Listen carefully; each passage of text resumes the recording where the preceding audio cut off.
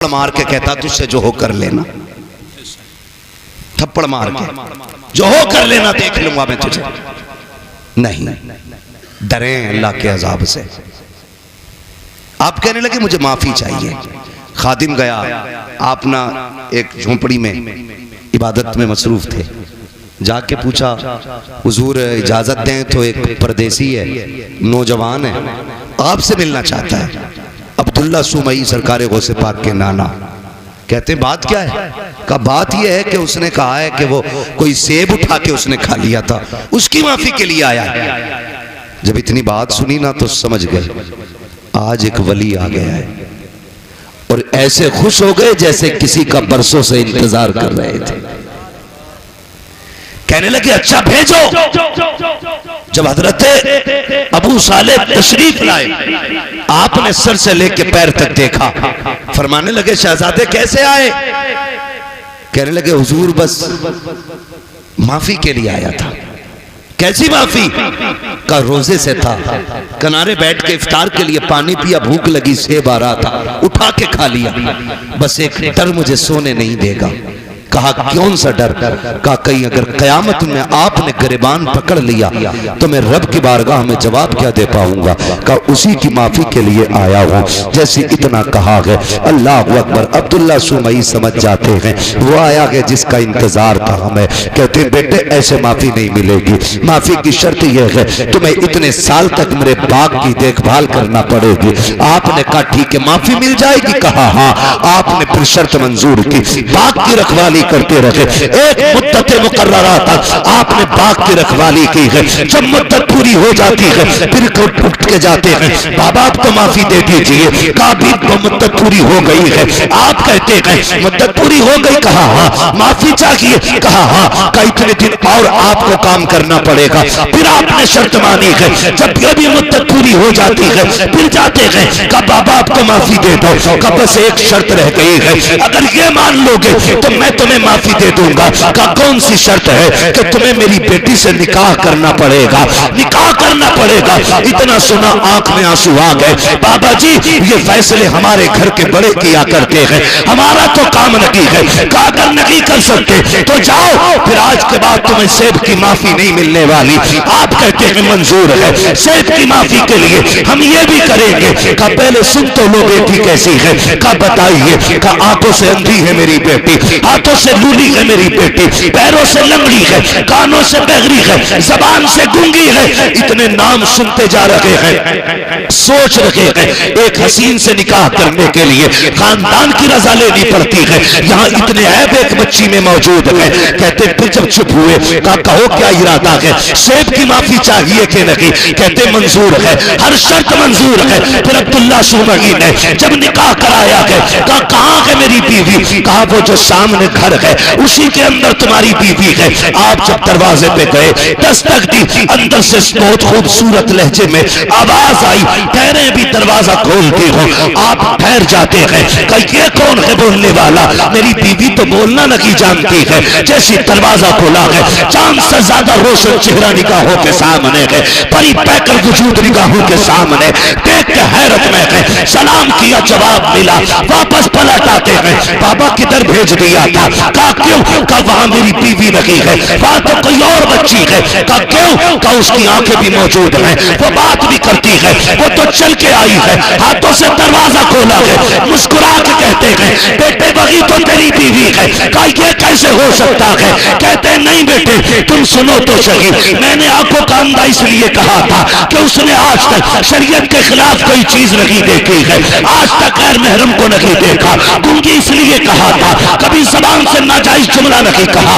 आपको मैंने हाथों की पाकिज़ इसलिए कहा कि नाजायज काम नहीं किया है, पैरों से लूला लंगड़ा इसलिए कहा कि गलत तरफ चली रही है। ये बातें जब सुनी है कहते बाबा बता तो सही ये क्यों किया गया? कहते बेटे आज तू आया नहीं है, परसों से तेरा इंतजार था। मैंने कहा था मालिक बेटी शान वाली दी है, बेटा कहाँ मिलेगा? कहा बाग में रहे, हम लेके आएंगे, उसको पहले आजमा लेना, फिर इंतजार के साथ तू उसका निकाह कर देना। कहते ये जो मैंने काम कराया है तुझसे मजदूरी नहीं ली है, कीमत नहीं ली है, आजमा रहा था देखूं ये मेरी बेटी के लिए सही है कि नहीं। कहा तेरे तकवे ने बता दिया मेरी बेटी के लिए इस वक्त जमीन पे तुझसे ज्यादा बेहतर कोई हो ही नहीं सकता। नारे तकबीर, नारे रिसालत, नारे गौसियत, फैज़ाने गौसे आजम, फैज़ाने बुजुर्गाने दीन। सुभान अल्लाह। एक सेब के लिए अनदेखे में कह रहे हैं मुझे लूली भी पसंद है, लंगड़ी भी पसंद है। आज तो सगा बेटा अब्बा से कह देता, अब्बा कहता मैंने फला जगह रिश्ता कर दिया, बेटा कहता मुंह बंद रखो, लड़की मैं खुद देखूंगा। हाँ मैं खुद देखूंगा। अब्बा के मुंह का थूक सूख जाता है ये सुन करके। तू देखेगा भाई? हाँ तुम्हें क्या जाना, तुम हो ओल्ड मॉडल, हम हैं न्यू मॉडल, तुम पुराने दौर की सोच रखने वाले। अब तुम्हें क्या पता औरत आज के दौर में कैसी होनी चाहिए। मैं नौजवानों तुम्हें मशवरा देके जा रहा हूं, मुफ्त में बेहतर मशवरा बताऊं। जब भी निकाह करना माँ बाप की मर्जी से निकाह करना, बेशक बुरा ना मानना। 3 घंटे नाली पे बैठ के बात करके कह रहा नहीं मुझे पता लड़की कैसी होनी चाहिए, तमाम मच्छर खा के खुजाते खुजाते पागल कुत्ते की तरह खुजा रहा है। अब्बा से कह रहा मुझे पता है कैसी होनी चाहिए, तुम्हें नहीं पता। अरे इसने 40 साल एक औरत के साथ गुजारे, ये जानता क्या अच्छाई होती है उसमें, क्या बुराई होनी चाहिए। और तू 3 घंटे फोन पे चिपक के कह रहा मुझे पता है। सुन भाई अगर तुझे 3 घंटे में पता तो हमें तेरा भी अंजाम पता है। 6 महीने नहीं गुजरेंगे, या तो तलाक का तोहफा उसके सर पे होगा या मर्डर करके तू फ्रिज में रख चुका होगा। इसलिए आपसे गुजारिश है रिश्ता करें तो बुजुर्गों की मर्जी के साथ करें। इसलिए कि अगर 1% कमी रिश्ते में होती भी है ना तो उस कमी को माँ बाप की दुआएं पूरा कर दिया करती हैं, उस कमी को माँ बाप की दुआएं पूरी कर दिया करती हैं। कभी अपनी मर्जी नहीं लगानी है कि भाई मैं अपनी मर्जी से निकाह करूंगा, मेहनत से बाप पालता है। आज हम पूछते हैं ना क्या किया अब्बा ने, औलाद आगे आई तो पता चला बाप का किरदार क्या था। आज जब बेटे ने उंगली थाम के कहा ना अब्बा मेले में जाना है तो पता चला कि बाप ने हमें कैसे पाला था। माफ कीजिएगा, बाप गरीबी की दौर में कंधे पे बैठा के मेले लेके जाता था। आज बाइक होते हुए हम अपने बाप का बोझ हॉस्पिटल तक नहीं ढो सकते। काय की इंसानियत हमारे अंदर। अपना सगा बाप गर्मी के मौसम में तेरे मेरे पेड़ के नीचे टाइम काटता है और हम बीवियों के साथ ऐसी फ्रिज कूलर में, और कह रहा मौलवी तावीज दे दे बरकत हो जाए। देख तेरी बरकत रोडों पे फिर रही है, तेरी बरकत पेड़ों के नीचे है। देख तेरी बरकत किसी के स्लिप पे बैठी होगी, जाके देख तो पहरी में तेरी बेटी किसी की बैठक में पड़ी होगी, जाके देख तो सही तेरी बरकत किसी के आंगन में पड़ी होगी। बरकत मुझसे न मांग, इनसे न मांग, अगर बरकत चाहिए सोच जिस बाप ने पूरी जिंदगी दूध में पसीना बहा करके तुझे मुझे जवानियां दी है, उसका हाथ पकड़ के उसे फ्रिज में कूलर में वॉशिंग मशीन के सारे ऐश दे दे।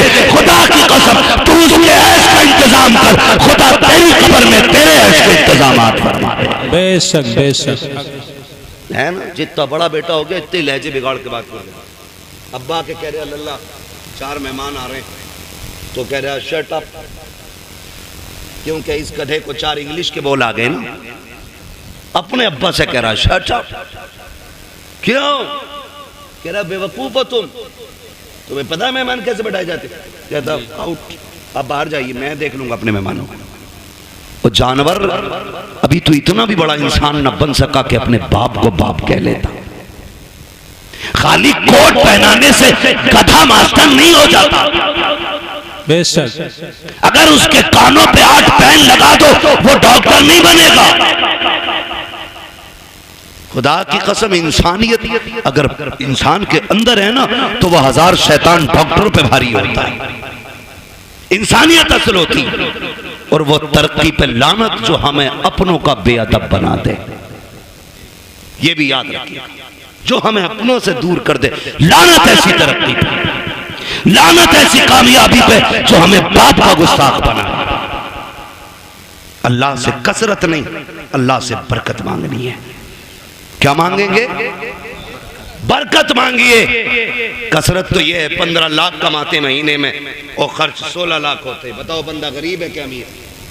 गरीब। 15 कमा रहा है, 16 लाख खर्च कर रहा है। अमीर है क्या गरीब? जोर से। क्योंकि हर महीने 1 लाख का कर्जमंद हो रहा है।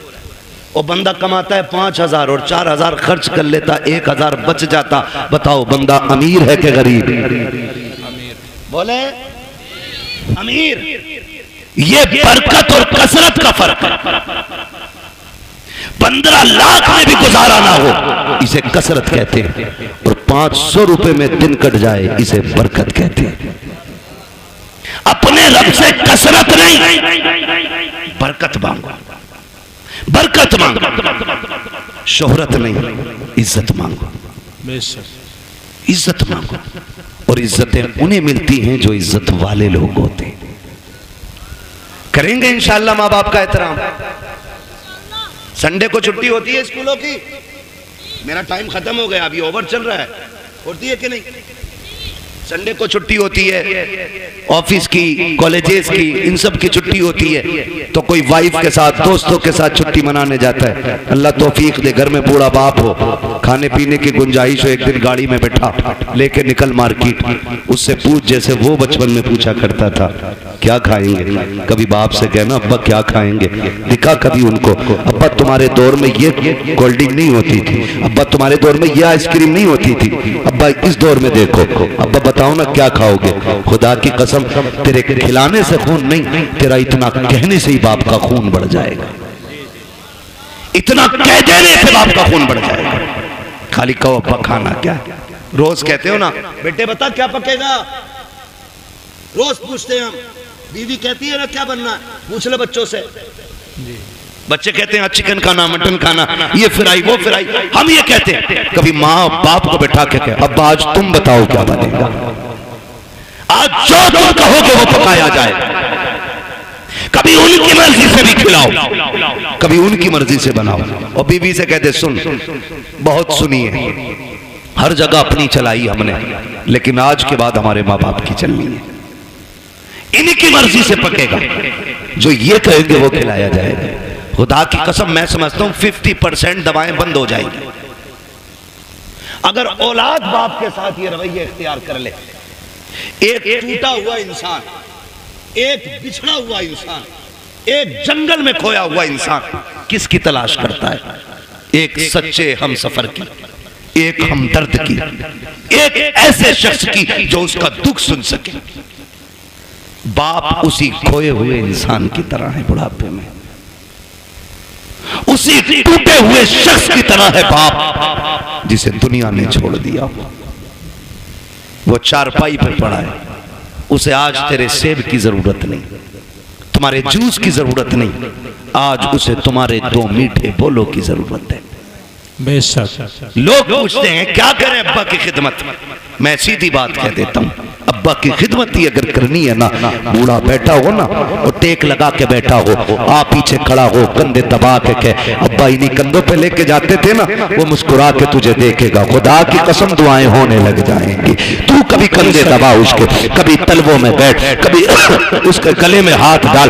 यारों के साथ तो खड़े हो जाते हो, बगल में बगल डाल के खड़े हो जाते हो, यूं भी लिपटा लेते हो, यूं भी पकड़ लेते हो। कभी बाप के कंधे पे हाथ रख के अब्बा बताओ ना जिंदगी का कोई मंजर तुम्हें याद है कि नहीं, बताओ तुमने जवानी में कौन सा बड़ा कारनामा किया था। खुदा की कसम देखना जो ऐसे सिमट के बैठा होता है, जब बच्चे कहते हैं अब्बा बताओ जवानी का, फिर वो यूं होके बैठ के कहता है सुन जब मेरी उम्र 25 साल थी मैंने ये कारनामा अंजाम दिया था, जब मैं 30 साल का हुआ मैंने ये कारनामा अंजाम दिया। और जब बात तारीफ की आए बाबा कह के उसका हौसला बढ़ाता जा और ये कहता जा अब्बा ये तेरा जिक्र था जो तूने किया है, ये तेरा हौसला था जो तूने किया है, अब्बा हमसे तेरी तरह नहीं होगा।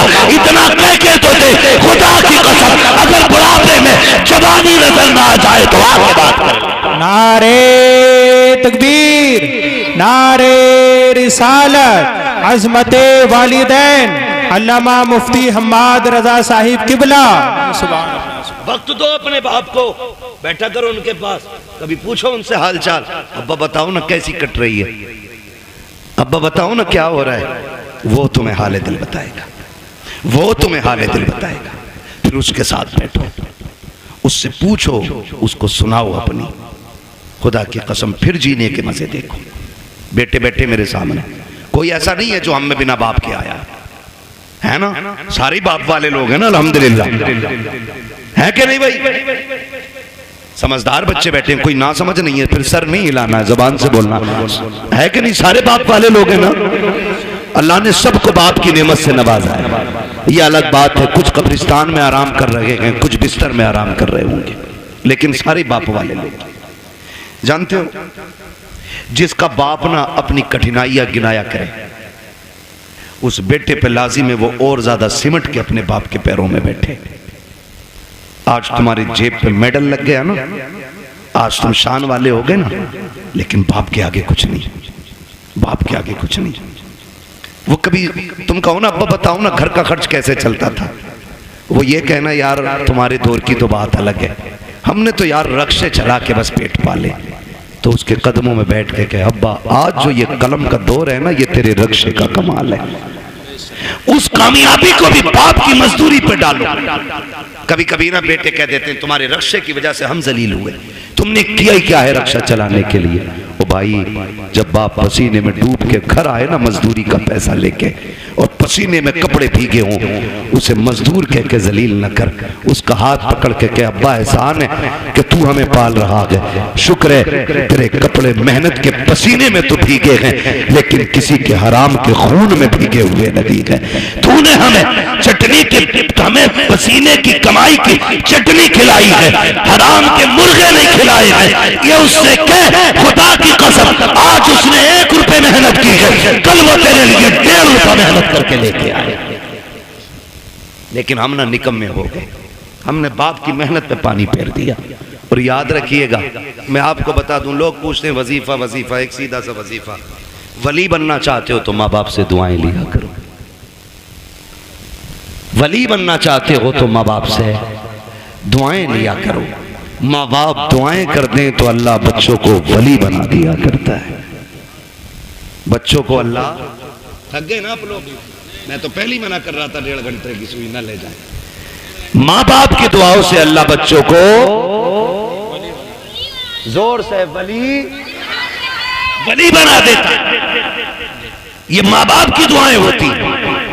जो हम 10 साल के सजदों से नहीं पाते ना, वो माँ के 2 आंसू दे देते, 2 आंसू दे देते। फर्क है, लेने वाला होना चाहिए, लेने वाला होना चाहिए। इनके कदमों में बैठो, इनकी जूतियां उठाओ।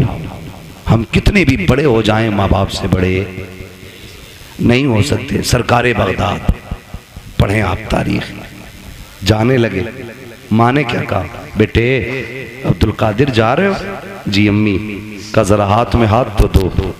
का लो, हाथ में हाथ दिया।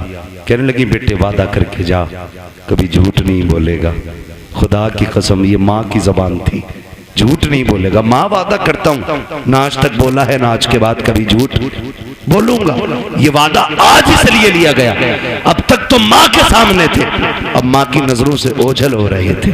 माँ वादा ले रही है। एक झूठ कितनी बुराई के दरवाजे खोलता है। ये सरकार गौस पाक की अम्मी का वादा बता रहा है कि सबसे बड़ा वादा लिया, अब्दुल कादिर झूठ ना बोलना। ये वादा लेके चले, चोरों ने पकड़ा, लूटा सबको। आपके पास भी आया, छानबीन की, नहीं मिला, चला गया। बादशाह ने पूछा जो डाकू का सरदार था, सब कुछ ले आए? कहा हाँ। कहा कोई बचा तो नहीं? एक ने कहा एक बच्चा बचा है, हमने तलाश किया तो कुछ नहीं है, लेकिन वो बता रहा उस पर 40 सिक्के सोने के, हमने सारे छान लिए। उसने कहा बुला के लाओ। सरकार गौस पाक तशरीफ लाए। डाकुओं के सरदार ने कहा बेटे क्या है तुम्हारे पास? कहा सोने के सिक्के। कहा कितने? कहा 40। कहा किधर? कहा मेरी माँ ने मेरी सदरी में सिल दिए थे, सदरी का बंद तोड़ा गया, सिक्के खन खन गिरे। डाकुओं का सरदार क्या कहता है? बेटे झूठ बोल के बचा सकते थे। मेरे गौसे पाक क्या कहते, मैं घर से चला था तो मेरी मां ने वादा लिया था कि झूठ नहीं बोलना है। अगर मैं झूठ बोल देता पैसे बच जाते, लेकिन मां से किया हुआ वादा तो टूट जाता ना। उस पाक फरमाते हैं कि ऐसे 40,000 सिक्के कुर्बान, लेकिन मां से किया हुआ वादा नहीं तोड़ा जाएगा। अल्लाह मां से किया हुआ वादा नहीं तोड़ा जाएगा। जैसे इतनी बात कही है, डाकुओं के सरदार ने तोड़ के कहा था, शहजादे बता तो सही किस खानदान से ताल्लुक रखता है। फरमाते मैं मुस्तफा के खानदान से ताल्लुक रखता हूँ, मैं हसनी हुसैनी सैयद हूँ। जैसे इतना कहा है, उसने कदम पकड़े, कहने लगे शहजादे माफी चाहते हैं दुख्तिया, हमें तौबा करा दीजिए। कहा क्यों? हम ये सोच रहे हैं तुम्हें माँ का वादा याद है, हम गुनाहगारों को खुदा का वादा याद नहीं। अल्लाह अल्लाह सरकार से पाक ने तौबा कराई डाकुओं के सरदार को। तो जो पीछे वाले लोग थे ना मुक्तदी उसके, कहते हैं जब पीर साहब जन्नत में जाएंगे तो फिर हम भी तो जाएंगे। उस्ताद के साथ वो भी तौबा करके गौस पाक के हाथ पे फिर ताइब हो गए। फरमाया गया जितने लोगों को बगदाद वाले ने तौबा कराई थी, अल्लाह ने सबको वली बना दिया था। सुभान अल्लाह, सबको वली बना दिया था। ये शान सरकार गौसे पाक की है। तो मेरे भाई, माँ होती है, चाहे वो गौसे पाक की माँ क्यों ना हो। माँ तो माँ है, चाहे मेरे नबी की माँ क्यों ना हो। क्या आका ने नहीं कहा काश मेरी माँ होती, मैं मस्जिद नबी के मुसल्ले पे होता, वो हुजरे के अंदर होती, कहते मैं नमाज पढ़ाता होता, सूरे फातिहा की तिलावत करता होता, धीरे से पर्दा सरकता, अंदर से मेरी माँ की आवाज आती, बेटा मोहम्मद मेरी बात सुन जा। आका फरमाते हैं सहाबा नमाज तोड़ देता, मुसल्ला छोड़ देता, दौड़ के माँ के पास चला जाता। सहाबा ने कहा था आका बंदगी छोड़ के बंदी के पास? कहते हाँ। सहाबा कहते हैं आका क्यों? कहते इसलिए कि जब माँ राजी होती है तभी खुदा राजी होता है। बेशक जब माँ राजी होती है तभी खुदा राजी होता है। कोशिश ये करनी है अपने माँ बाप की खिदमत करेंगे इंशाअल्लाह। नाराज हो गए इन कड़वी बातों को सुन करके। मैं जन्नत बांटने नहीं आया ना, और मैं बांट भी नहीं सकता। मेरे बाप की नहीं, जन्नत रसूल पाक की है। हर उस शख्स को जन्नत मिलेगी जिसे मुस्तफा चाहेंगे, और मुस्तफा उसे चाहेंगे जो मुस्तफा को चाहेगा। हाँ, इसलिए मेरी गुजारिश आपसे है रवैये दुरुस्त करें, अपने लहजे अच्छे करें, हराम के लुकमों से बचें, हलाल की तरफ बढ़ें। कोशिश ये करें कि हम जब तक जिंदा रहेंगे अपनी जरूरत है अपने रब की बारगाह में पेश करेंगे। हमारा रब हमारी जरूरतें सुनेगा, वही सुनने वाला है, वही देखने वाला है, वही देने वाला है। अगर दुआएं कबूल नहीं होती हैं, आसान तरीका मेरे इमाम ने बताया, कहते हैं वही रब है जिसने तुझको हमतन करम बनाया, हमें भीख मांगने को तेरा रास्ता बताया। तुझे हमद है खुदाया, तुझे हमद है खुदाया। वो कवारी पाके मरियम व नफख्तु फीह कातम है अजब निशान आजम, मगर आमिना का जाया वही सबसे अफजल आया, वही सबसे अफजल आया। वो भाई नौजवानों, बच्चों, बुजुर्गों, मुसीबत आ जाए हराम की तरफ हाथ नहीं बढ़ाना गए, अपने रहमान की तरफ हाथ बढ़ाना गए, अपने रब की तरफ हाथ बढ़ाना गए। अगर थक जाए, आफतों से घिर के बैठ जाए, तो फिर बेबस नहीं होना गए, फिर करीम रब को आवाज देना। फिर देखना तुझे पुकारने में देर लगेगी, उसकी तरफ से मदद को आने में देर नहीं लगती है। बेशक मदद को आने में देर नहीं लगती है। लेकिन रवैया ही उल्टा, पेट में दर्द उठेगा कह रहा हाय मैया, फिर मैया आ गई तो कह रहा हाय डॉक्टर। डॉक्टर ने कहा बस्ट हो गया अब ना बचेगा, तो कह रहा या अल्लाह, ये जो बाद में आया ना या अल्लाह, ये पहले आना चाहिए था, ये पहले आना। बस इतना बदलना है अपने को। जब दर्द लगे, चोट लगे, नुकसान हो, तो या अल्लाह सबसे पहले जबान से निकलना चाहिए। तुम पहली तकलीफ है अपने रब को आवाज दो। खुदा की कसम वो ऐसा कातिल मुतलक है, ऐसा कातिल मुतलक है कि किसी तबीब, किसी दवा, किसी हकीम, किसी अक्लमंद की जरूरत नहीं पड़ेगी, वो अपने करम से तुम्हें लम्हों में शिफा अता फरमा देगा। वो बहुत बड़ा नाम सुना होगा अपने हजरत इब्राहिम बिन अदहम, सुना है ना? इतने बड़े इतने बड़े रुतबे वाले के बादशाह थे अपने वक्त के बादशाह, लेटे हुए अपने महल में, तो अचानक धब धब की आवाज आई। ख्याल आता कि हम भी रब को राजी करें। धक धक की आवाज आई, पूछा कौन है? आवाज आई कि हम हैं। क्या कर रहे हो? क्या ऊंट ढूंढ रहे हैं। कहा छत पे ऊंट? तो कहने लगे तो क्या हुआ? ऊंट गुम गया, हम अपना ऊंट ढूंढ रहे हैं। कहा छत पे? छत पे तुम्हें ऊंट मिल जाएगा। तो उन्होंने कहा सुनो, अगर हमें छत पे ऊंट नहीं मिलेगा तो तुम्हें भी तो इन बिस्तरों पे खुदा नहीं मिल सकता है। ऊंट तलाश करने के लिए जंगल जाना है तो फिर तुम्हें भी ये शाही लिबास बिस्तर छोड़ कर रब को तलाश करना पड़ेगा। छोड़ दिया, सब लात मार दी, ठोकर मार दी, जंगलों में निकल गए, अल्लाह अल्लाह करने लगे। आपके मामू हजरत इब्राहिम बिन अदहम के पास गए।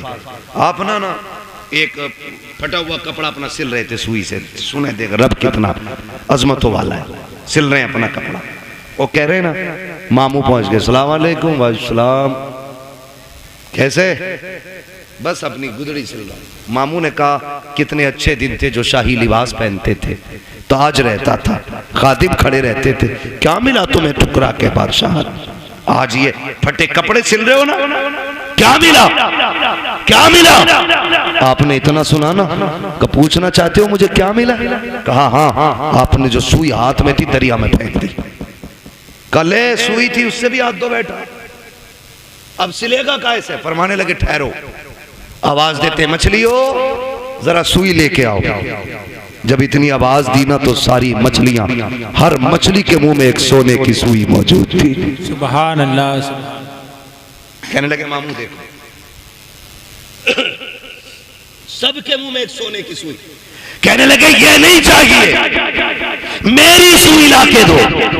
एक मछली आपकी सुई लेके आई, उसमें धागा भी मौजूद था। आपने फरमाया हाँ यही मेरी सुई है।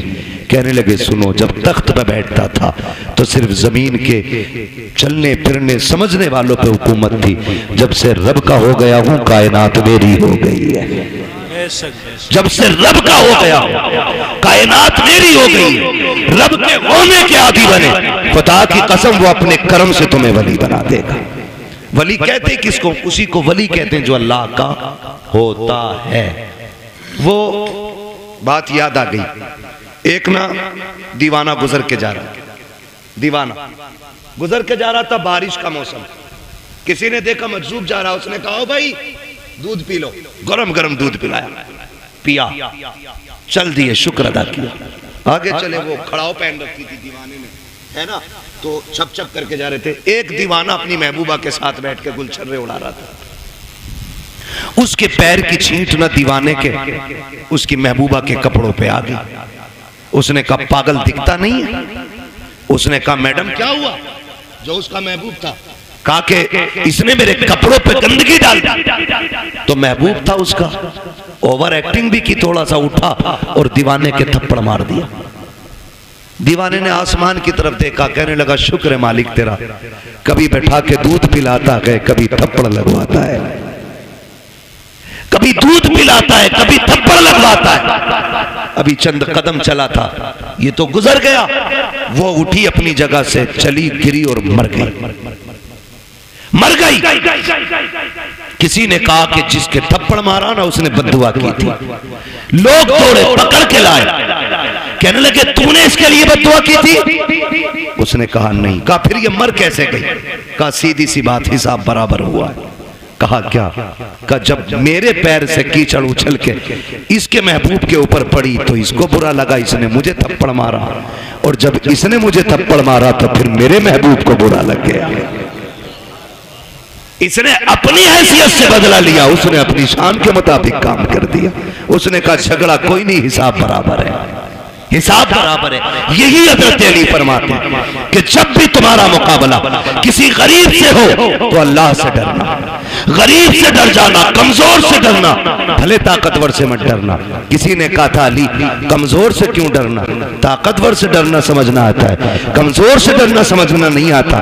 तब हजरत अली ने कहा था सुनो, जब ताकतवर पे तुम ताकत दिखाओगे तो वो अपनी ताकत से बदला ले लेगा, लेकिन अगर तुम कमजोर पे ताकत इस्तेमाल करोगे तो वो बदला खुद नहीं लेगा, उसका बदला अल्लाह लेता है। कौन लेता है? अल्लाह लेता है। इसलिए हमेशा कोशिश ये करना कभी किसी का दिल ना टूट जाए, कभी किसी की आह ना लग जाए। और भाई शान से जी लेना ही काफी नहीं है। ये जनाजे के कंधे भी बड़े अहम हुआ करते हैं, जनाजों में चलने वाले लोग भी बड़े अहम होते हैं। खाली भीड़ बढ़ा लेना काफी नहीं है, उनके अंदर हमदर्दों का होना भी बड़ा जरूरी होता है। किसी को इतना सता के न जाना कि तेरे जनाजे में हंसता हुआ जाए और वो ये कहे अच्छा हुआ मर गया। अगर किसी ने इतना कह दिया, अल्लाह कयामत में तेरे बगल में खड़ा करके कहेगा बता क्या दिल दुखाया था जो तेरी मौत पे ये खुश हो रहा था, कितना सताया था जो इसने तेरी मौत पे खुशियां मनाई थी। कोई बचाने वाला नहीं होगा। अपने मरने के बाद ऐसे हालात छोड़ जाना ताकि गरीब लोग ये कह सके मालिक आज के बाद सहारा कौन बनेगा, भूखों को कौन खिलाएगा, प्यासों को कौन पिलाएगा। ऐसे लोग छोड़ जा, तेरा तीजा हो ना हो, तुझे बख्शवाने के लिए कब्र में मुस्तफा आ जाए। सुभान अल्लाह, सुभान अल्लाह। असल ये है लहद में इश्क रुखे शह का दाग लेके चले, अंधेरी रात सुनी थी चराग लेके चले। तेरे गुलामों का नक्शे कदम है राहे खुदा, वो क्या भटक सके जो ये सुराग लेके चले।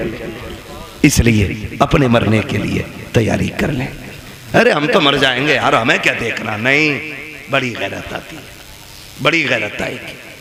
बहुत गौर से ये बात सुनने में कई बार ऐसा होता है, अब्बा की कब्र पे खड़े होकर बेटा कहता भाई मेरे अब्बा ने किसी के पैसे लिए तो बता दो, मैं दे दूंगा, मैं दे दूंगा। अब्बा की कब्र पे खड़े होकर भाई मैं इस माइक की वजह से अपनी रोटेशन पे नहीं बोल पा रहा हूँ, शजरा तो कतई नहीं पढ़ पाऊंगा इस पर, मैं बिना माइक के पढ़ दूं, क्योंकि माइक जो है ना जब मैं अपनी ताकत में आ रहा हूं तो ये बिल्कुल दबा दे रहा है, ये थोड़ा सा ये डिस्टर्ब हो रहा है ना इसमें। वो उनकी कमी नहीं है, थोड़ा मशीनरी ऐसी है, आपने थोड़ा सा ज्यादा ही सस्ता कर लिया है ना। जब जलसा बड़ा किया करो ना तो सेटिंग सही नहीं हो पाई शायद इसकी। मैं अपनी खुद रोटेशन पे जिस ले में मैं बात बोलता हूँ बोल ही नहीं पा रहा हूँ। थोड़ी देर बोलता हूँ आपको ही समझ आना बंद हो जाती है ना। बस तवज्जो करने थोड़ा सा जरा बोल दें सुभान अल्लाह। मैंने क्या बात कही अभी आपसे? अपने जनाजे में ऐसे लोग छोड़ के जाना जो तेरे मरने के बाद तेरे ना होने का एहसास करें, तो जिंदगी जिंदगी। तेरे जाने पे अगर किसी ने जश्न मनाया तो फिर कोई जिंदगी जिंदगी नहीं। कई बार होता अब्बा की कब्र पे खड़े होकर बेटा कहता मेरे अब्बा ने किसी का कुछ लिया हो तो भैया तो मांग लो या माफ कर दो, है ना। बता तेरे अब्बा ने जो एक नाली के ऊपर एक गरीब के थप्पड़ मारा था उसका हिसाब कौन देगा? जो एक गरीबान का गरीब का गरीबान पकड़ के बाप ने धक्का दे के कहा था औकात क्या है तेरी, तो तुम्हें क्या लगता आज बेटे की माफी से बाप माफ हो जाएगा? जब बाप की कब्र पे खड़े होकर बेटा कहता है अगर किसी का मुझ पे हक हो मेरे बाप पे आके ले ले, तो मेरे भाई कोई बेटा नहीं दे पाएगा। जब बेटा कहता मशीयत का नकीब कहता है आज तेरी माफी से इसकी माफी नहीं होनी है, हमने बार बार इसको डराया था, बार बार इसको बताया था कब्र में आना है, आज ही आ चुका है, अब तेरी माफी से इसका कुछ नहीं होने वाला है। आज हम इससे एक एक बात का गिन गिन के हिसाब लेंगे, फिर कब्र के अंदर रखा जाता है। खुदा की कसम बेटे बिरयानी खाते होते हैं, यार बिरयानी उड़ाते होते हैं, उस वक्त बाप पे मुश्किल की घड़ियां होती है। और मेरे नौजवानों अपनी जिंदगी में किसी का हक खा के न जाना, किसी का लेके न जाना, इस इंतजार में मत जाना कि बेटा माफी मांग लेगा, नस्ल चुका देगी, किसी के चुकाने से कुछ नहीं होगा। अगर दिल दुखाया है जीते जी माफी मांग लो, अगर बंदा माफ कर देगा तो खुदा भी बेशक बेशक। ये लाजिम है हम सब के लिए। आखिरत की तैयारी करें, जरूरी नहीं है बुढ़ापे में मौत आए। हमने जवानों के जनाजे उठाए, हमने 10 साल के बच्चों के जनाजे उठाए, हमने 6 माह के बच्चों के जनाजे देखे। आज हमारी उम्र 35, 40, 50 हो गई। हमने तो कोई इतना बड़ा अलग से सजदा नहीं किया था जो उसने इतनी लंबी उम्र का तोहफा दे दिया। वो हमें भी तो 6 महीने पे मार सकता था, हमें भी तो 8 साल की उम्र में खत्म कर सकता था, हमें माँ के पेट से मुर्दा पैदा कर सकता था, लेकिन एहसान उसने जिंदगी दी है तो इसका एहसान मानो। इस जिंदगी का कर्ज ये है कि लम्हा लम्हा अपने रब को याद करो, सांस सांस मुस्तफा पे दुरूद पढ़ो और ये ऐलान कर दो, तुम्हें जाना तुम्हें माना, ना रखा गैर से काम, लिल्लाहिल हम्द में दुनिया से मुसलमान है। ठीक है जी, मेरी बात मुकम्मल हो गई है।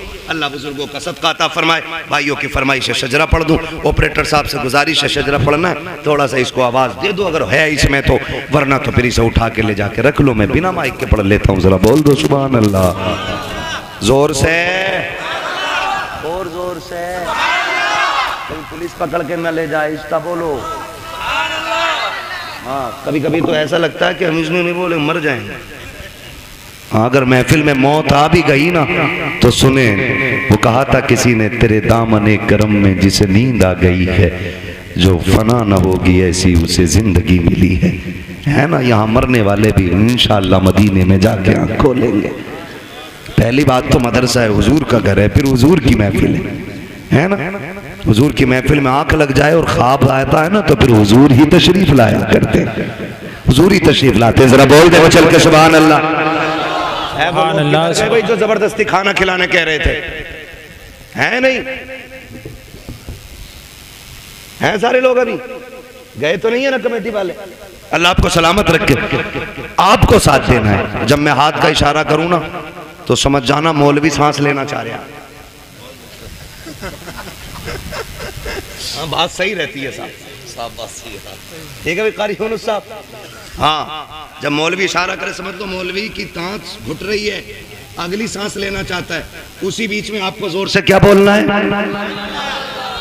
इतनी जोर से तो वो बोलते हैं कि जो सुनना ना चाहते, आप सुनना चाहते फिर इतनी सस्ती से बोलें सुभान अल्लाह। हाँ, तो जब आप इतनी जोर से सुभान अल्लाह कहोगे तो मैं इसकी आड़ में सांस ले लूंगा। अल्लाह चाहेगा आपको नेकी मिल जाएगी, और वो बड़ा करीम है, जब आपको देगा तो फिर हमें भी अता कर ही देगा, है ना। तो हाथ का इशारा होगा, फिर क्या बोलना है आपको। सुभान अल्लाह। ये देखो तुम चेयरमैन हो, ये जमींदार लोग हैं, और ये तो तख्त नशीन शहंशाह लोग है जी, हम चेयरमैन। ठीक है, तो जमींदारों से लेकर चेयरमैनों तक, चेयरमैनों से लेकर दरबानों तक, दरबानों से लेकर के तख्त नशीनों तक, सभी से गुजारिश है मेरा साथ देंगे और मोहब्बत से बोलेंगे सुभान अल्लाह। कई लोग तब भी ऐसे घूर के देख रहे हैं कि डेला मार देंगे। मर्जी है तुम्हारी, मेरे भाई ने कहा इसलिए पढ़ रहा हूँ शजरा, वरना कतई नहीं पढ़ता, इतना थक गया हूँ। बोले जरा। मैं एक बात बता दूं, मैं नमाज की नीयत नहीं बांध रहा हूँ। कभी सोच रहे हो तरावी में क्या होता है हजरत, 15 पारे शबीने में कभी कभी होती थी ना, तो इमाम साहब ने नीयत बांध ली, अपना आप हुक्का लेके बैठ के नाली पे, जब तक रुकू चल रहा है तब तक हुक्का चल रहा है, रुका है हुक्का बह कर रुकू। तो ये नीयत नहीं है मेरी नमाज की कि तुम चुप जाओगे मैं चलता ही रहूंगा। तुम सुभान अल्लाह कहोगे तो आगे चलूंगा, वरना वही नीयत तोड़ दूंगा। ठीक है जी, जरा बोल दे सुभान अल्लाह। माशाअल्लाह, जियो सलामत रहो। 2 बज गए हैं लेकिन लग नहीं रहा 2 बज रहे हैं। 2 घंटे और बोल लूं, कर लूं 2 घंटे और तकरीर। इधर वाले लोग सोच रहे हैं घर पे पिटाई पक्की है, बता के ही नहीं आए। हाँ मेरे भाई, सलामत रखे अल्लाह तुम्हें, ये मोहब्बत है। देखो तकरीबन 600-625 किलोमीटर का सफर करके अब तक आया, ट्रेन से नहीं, फ्लाइट से नहीं, अपनी गाड़ी से। थका हुआ था, आपने इस मोहब्बत से सुना कि थकन का एहसास ही खत्म हो गया। अब इस मोहब्बत से आपको शजरा सुनना है कि मुझे लगे ही नहीं मैं तकरीर कर चुका हूं। बोले जरा सुभान अल्लाह। आदम के बेटे शीश, देखो कैमरे वालों पे कतई उम्मीद ना रखिए, ये जलसे में नहीं, ये बिजनेस में आए। ठीक है जी, जलसा तुम्हारा